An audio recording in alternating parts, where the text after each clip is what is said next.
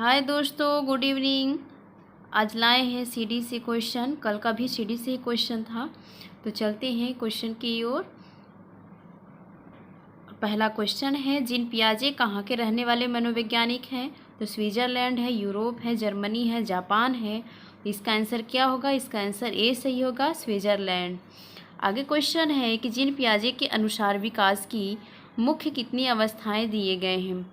4 है, 3 है, 2, 5 है, 3 है, 4 है, 2 है। तो जीन पियाजे की मुख्य 4 अवस्थाएं दिए गए हैं। तो पहला कौन सा है? सेंसोरी मोटर अवस्था। दूसरा है आपका प्री ऑपरेशनल मोटर अवस्था। और तीसरा है आपका कॉन्क्रीट ऑपरेशनल अवस्था। चौथा है फॉर्मल ऑपरेशनल अवस्था। ये 4 क्या है? जीन पियाजे के क्या है? मुख्य अवस्थाएं हैं। आगे क्वेश्चन की ओर चलते हैं। क्या है? कंक्रीट ऑपरेशनल अवस्था जीन पियाजे का कौन सी अवस्था के अंतर्गत आता है? कौन सी अवस्था के अंतर्गत? तीसरी अवस्था के अंतर्गत, चौथी अवस्था के, दूसरे और पहले? इसका आंसर ए होगा। इसका आंसर ए होगा तीसरा। जो कंक्रीट जो ऑपरेशनल अवस्था, ये तीसरी अवस्था के अंतर्गत आता है। आगे क्वेश्चन है कि जीन पियाजे की कौन सी अवस्था नहीं है? जीन पियाजे की कौन सी अवस्था नहीं है? तो सेंसोरी मोटर अवस्था, मुखी दर्शन अवस्था, कंक्रीट ऑपरेशनल अवस्था, फॉर्मल ऑपरेशनल अवस्था। तो इसका आंसर क्या पूछा गया? नहीं है। जीन पियाजे की इनमें से कौन सी अवस्थाएं नहीं है?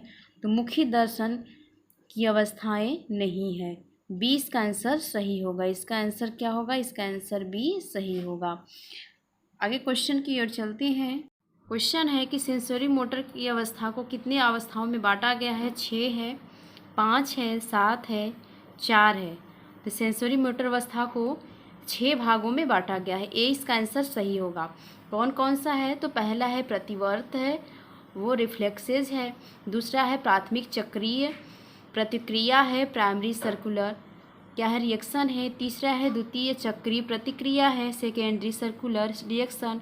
और चौथा है द्वितीय प्रतिक्रिया का समन्वय है, कोऑर्डिनेशन ऑफ सेकेंडरी रिएक्शन। और तृतीय चक्रीय जो आपका 5वां है, तृतीय चक्रीय प्रतिक्रिया है, क्या है?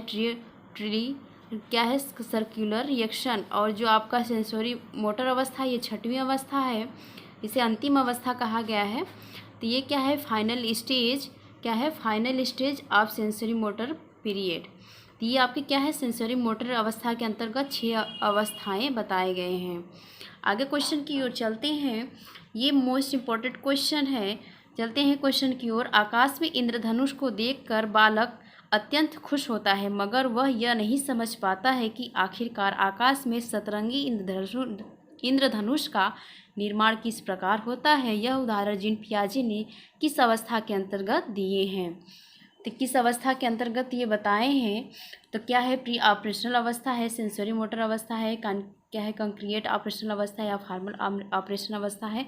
यह जो उदाहरण आपका इंद्रधनुष का दिया गया है, यह प्री ऑपरेशनल अवस्था के अंतर्गत सेकेंड अवस्था, जो दूसरी अवस्था है, प्री ऑपरेशनल अवस्था के अंतर्गत दिया गया। ये इसका आंसर सही है। आगे क्वेश्चन की ओर चलते हैं। मनोविश्लेषणात्मक सिद्धांत का प्रारंभ कब हुआ था? तो इनका प्रारंभ कब हुआ था? 1895 ईस्वी में हुआ था। कब हुआ था? मनोविश्लेषणात्मक सिद्धांत का प्रारंभ 1895 ईस्वी में हुआ था। आगे क्वेश्चन है कि 1895 स्टडीज इन हिस्टीरिया नामक पुस्तक किसने दिया था? 1895 में स्टडीज इन हिस्टीरिया नामक पुस्तक किसने दिया था? सिगमंड फ्रायड ने, जीन पियाजे ने, ब्रूअर एंड फ्रायड ने, एरिक्सन ने। तो इसका आंसर क्या होगा? ब्रूअर एंड फ्रायड ने। सी इसका आंसर सही होगा। आगे क्वेश्चन है कि अंतर्राष्ट्रीय मनोविश्लेषणात्मक संघ की स्थापना कब हुई थी? 1920 ईस्वी में, 1930 ईस्वी में, 1910 ईस्वी में, 1908 ईस्वी में। तो अंतर्राष्ट्रीय मनोविश्लेषणात्मक संघ की इस बात कही गई थी 1910 ईस्वी में स्थापना की गई थी। इसका आंसर सी सही होगा। कौन सा? इसका आंसर सी सही होगा। आगे क्वेश्चन की ओर चलते हैं। नेक्स्ट क्वेश्चन है कि फ्रायड ने व्यक्तित्व संरचना को कितने भागों में बांटा है? फ्रायड ने व्यक्तित्व संरचना को कितने भागों में बांटा है? 2 भागों में, 3 भागों में, 3 भागों में, 2 भागों में, 4 भागों में या 5 भागों में? तो क्या है? फ्रायड ने व्यक्तित्व संरचना को 3 भागों में बांटा है। वो कौन कौन से हैं? ईड है, ईगो है, सुपर ईगो है। क्या है? ईड है, ईगो है, सुपर ईगो। तो ये क्या 3 भागों में बांटा गया है। इसका जो आंसर होगा ए होगा, यहाँ पे 3 सही होगा। आगे क्वेश्चन है, ईड, ईगो तथा सुपर ईगो किस मनोवैज्ञानिक ने बताए हैं? ईड, ईगो, सुपर ईगो किसके द्वारा बताया गया है? तो क्या है? फ्रायड के द्वारा, एरिक्सन के द्वारा, अल्बर्ट के द्वारा, डोलार्ड एवं मिलर के द्वारा। तो क्या है? अभी ऊपर इसी से क्वेश्चन रिलेटेड था। तो क्या है? फ्रायड ने दिए हैं। किसने दिया है यह व्यक्तित्व की संरचना? तो फ्रायड ने दिए हैं। इसका आंसर ए सही है। कोई आगे क्वेश्चन चलते हैं। ईड को यदि राक्षसी प्रवृत्ति कहे और ईगो को मानवी तो क्या कहा गया? ईड को यदि राक्षसी प्रवृत्ति कहें और ईगो को मानवी तो सुपर ईगो को देवत्व की संज्ञा व्यक्तित्व के किस भाग में बताया गया है? तो इसका आंसर देख लेते हैं। क्या होगा? ईड है, ईगो है, सुपर ईगो है या सभी? तो इसका आंसर क्या होगा? सुपर ईगो में ये सभी बातें कही गई हैं। सी इसका आंसर सही है। क्या है? इसका आंसर सी सही है। आगे क्वेश्चन की ओर चलते हैं कि रेचन का सिद्धांत किसने दिया है? तो रेचन का सिद्धांत किसने दिया है? फ्रायड ने, पैट्रिक ने, स्टेनहाल ने या स्पेंसर ने? तो इसका आंसर क्या होगा?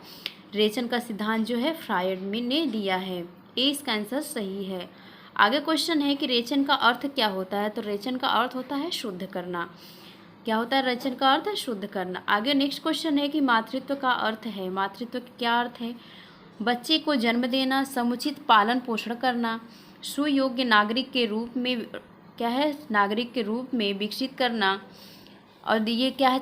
जो डी है सभी। तो इसका आंसर क्या होगा? इसका आंसर सी सही होगा। सुयोग्य नागरिक के रूप में विकसित करना मातृत्व का अर्थ होता है। आगे क्वेश्चन है कि अंडाशय का बाह्य भाग क्या कहलाता है? अंडाशय का बाह्य भाग क्या कहलाता है? कोर्टेक्स कहलाता है, गर्भाशय कहलाता है, मेडुला कहलाता है, इनमें से कोई नहीं। तो गर्भाशय का बाह्य भाग क्या कहलाता है? तो कार्टेक्स कहलाता है। इसका आंसर ए सही होगा। आगे क्वेश्चन की ओर चलते हैं। फॉलिकल में कौन सा हार्मोन्स स्रावित होता है? फॉलिकल में कौन सा हार्मोन स्रावित होता है? एस्ट्रोजन, टेस्टोस्टेरोन, प्रोजेस्टेरॉन या सभी?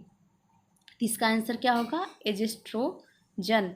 क्या है? यह हार्मोन्स फॉलिकल में स्रावित होता है। ये क्वेश्चन है कि परिपक्व अंडाणु से बाहर निकलने की क्रिया को क्या कहते हैं? परिपक्व अंडाणु से बाहर निकलने की प्रक्रिया को क्या कहते हैं? अंडाणु कहते हैं, शुक्राणु कहते हैं, डिंब क्षरण कहते हैं या सभी? तो परिपक्व अंडाणु से बाहर निकलने वाली क्रिया को क्या कहते हैं? डिंब क्षरण कहते हैं। सी इसका आंसर सही होगा। क्या होगा? इसका आंसर सी सही होगा। आगे क्वेश्चन है कि आरोपण क्या है? आरोपण है तो क्या है? शुक्राणु का गर्भाशय में आरोपित होना, शुक्राणु का अंडवाहिनी नलिका में आरोपित होना, निषेचित अंडाणु का गर्भाशय में आरोपित होना, अंडाणु का अंडवाहिनी नलिका में आरोपित होना। आरोपण क्या है? आरोपण क्या है? निषेचित अंडाणु का गर्भाशय में आरोपित होना। सी इसका आंसर सही होगा। क्या होगा? इसका आंसर सी सही होगा। आगे क्वेश्चन है कि स्त्री के प्रजनन ग्रंथि डॉट डॉट है। स्त्री की प्रजनन ग्रंथि डॉट डॉट है। क्या है? गर्भाधान है, अंडाशय है या डिंब ग्रंथि है, प्रजनन है या सभी? तो क्या होगा? स्त्री के प्रजनन ग्रंथि डॉट डॉट है। तो क्या होगा इसका आंसर? अंडाशय या डिंब ग्रंथि है। आगे क्वेश्चन है कि अंडाणु परिपक्व होते हैं तो 20 दिनों में, 28 दिनों में, 25 दिनों में या 30 दिनों में? अंडाणु परिपक्व होते हैं तो कितने दिनों में? 20 दिनों में, 25 दिनों में, 28 दिनों में, 30 दिनों में? तो इसका आंसर होगा 28 दिनों में। इसका आंसर सी सही होगा। आज के लिए दोस्तों इतना ही। 20 क्वेश्चन हमने कंप्लीट करा दिया है। फिर अभी 2-4 दिन